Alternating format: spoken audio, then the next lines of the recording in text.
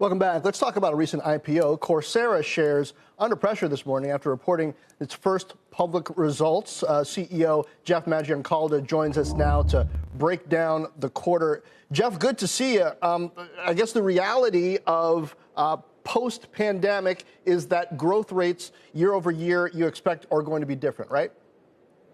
Well, yeah, I mean, it's exciting to be a growth company. I've been a CEO for 25 years, and we're valued as a growth company. We're growing nicely, and we're still at the early stages.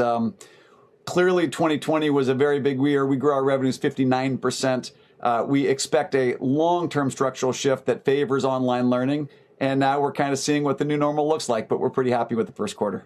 Now, you said year over year revenue growth will be in the range of 21 to 26%. It was 64%. That over 20% revenue growth, still good. But what is driving that? How much of that is the consumer part, and how much of that is the enterprise segment that we talked about on the day of your IPO?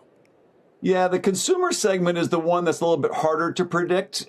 So most of the highest growth is actually coming from the enterprise segment, where we sell to businesses and governments and campuses around the world.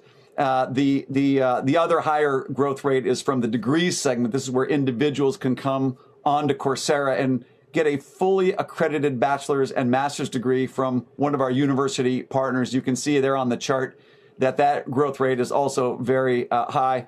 The consumer segment, you know, the year-on-year growth has been very good, and it's a little bit hard to figure out exactly what the new normal is going to look like, but we're feeling good about growth across all three segments right now.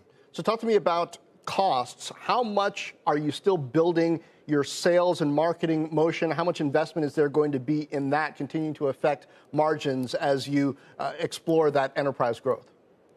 Yeah, we did spend, if you look at Q3 and Q4 of 2020, we took a lot of the surplus of that extra growth that we saw because of COVID. We invested in continuing to build out our sales force, so they directly call on businesses and governments and campuses. A lot of the new enterprise customers that you see in Q1 come from not only a big opportunity, but a larger sales force that is pursuing those opportunities. What we're seeing right now, though, is that we'll continue to build out that sales force. We'll build out that platform. We do really set and manage our business based on adjusted EBITDA as a percentage of revenue. We expect to be approaching profitability pretty continuously from here on out. And that's what we saw in Q1, and we're expecting to see that as well for 2021. All right. Jeff Maggioncalda, CEO of Coursera. Thank you.